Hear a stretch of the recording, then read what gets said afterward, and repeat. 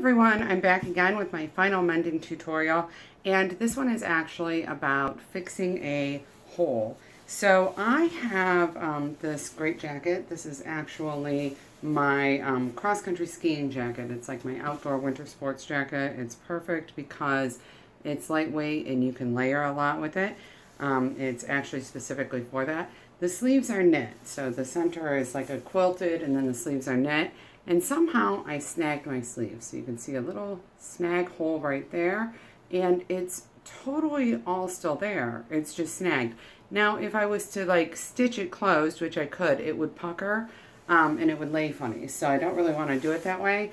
Now, the location of this gives me some options though, because it's right here. So you can see that. And that is actually a great place to put a patch. So if I wanted to, I could just put like a decorative patch there of any kind.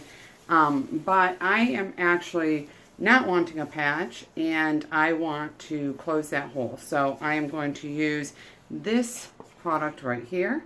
This is called Stitch Witchery. It's going to be reversed in your picture. It is on my blog and it's easy to find. You can get it at a craft store, Michael's, Joann's. You might even be able to get it at Target in their craft section. It's not that hard to find. I have a link to it on Amazon. It's very reasonably priced and you can use it for all sorts of awesome stuff. So, the hole is relatively small, so I don't need a big piece. This comes wrapped in saran wrap. I'm not the biggest fan of that, but what can you do about packaging? And you need another piece of clothing.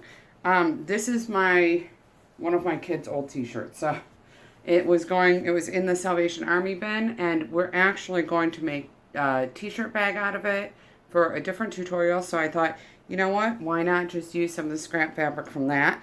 It doesn't have to be a perfect match, but you don't want it to be so different that like you don't want to put black behind white or white behind black, for example. You want it to be kind of similar. And you do want it to be similar in like flexibility. So this is a stretchy fabric because I'm putting it on a stretchy fabric. So when we make the t-shirt bags, I know that we're not going to use this cloth that's right by the collar. We're going to actually end up cutting that off.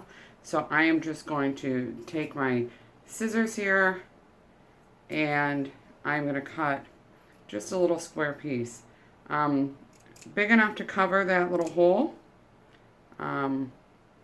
and a little extra for overhang. So there's my little piece of fabric. Now, in the meantime, I'm warming up my iron. So you want your iron to be on the highest temperature it will go, and you're going to let that warm up.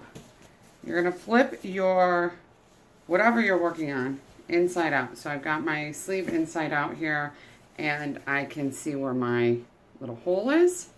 So I'm going to go ahead and turn my camera down so that you can see what I'm doing better right here. So let me go ahead and show you. All right, so this is what I have. I have turned it and now my hole is right here. All right, and what you do is essentially Stitch Witchery is just like, it's kind of like glue once you get it hot.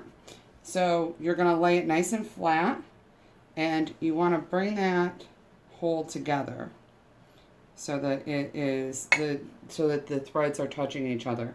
So I just pinched it together a little bit, and then this is still wrapped in so much saran wrap, y'all.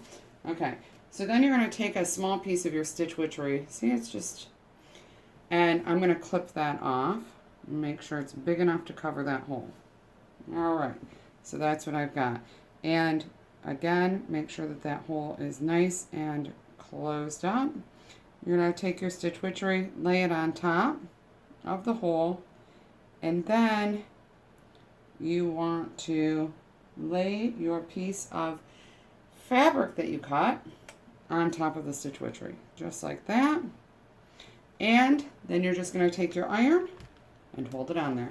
So we're going to hold this on here for maybe 30 seconds to a minute.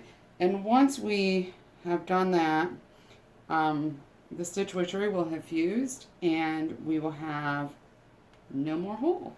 So that'll be perfect. And that should be it. Now, if you pull at this, it should stay. See? Look at that. It's staying right on there. This is actually also a great way to fix patches that are coming off. If your adhesive is kind of wearing off, you can use Stitch Witchery to fix them. One of the nice things about that is that, like, for example, if you have a kid in Girl Scouts or Boy Scouts and you have to put a bunch of patches on, the adhesive a lot of times doesn't work great. I'm going to put this back up. The adhesive doesn't work great. So you can use some of this to actually help get them to stick on better. Now, I'm not saying that it's perfect, but it does help because otherwise you know that they don't stay. So look at that. You can barely see it. See, now I used gray behind it because I had this like little gray print. So once I put it on, you will not see that at all. See? Check it out. It's like a brand new jacket now. So I fixed that lickety-split. That was like less than 5 minutes. And we're all set. Don't forget to unplug your iron because, you know, they're really a hazard. In the hot, I can't tell you how many times I burned myself with my iron. So I will be back with a tutorial on how to make unpaper towels later today. And next week we have a whole series of cleaning products and things like that we'll be putting up tutorials. So check that out. Head over to the blog, upcycledadulting.com, and subscribe so that you don't miss any tutorials and you won't miss a thing. I will see you soon. Bye.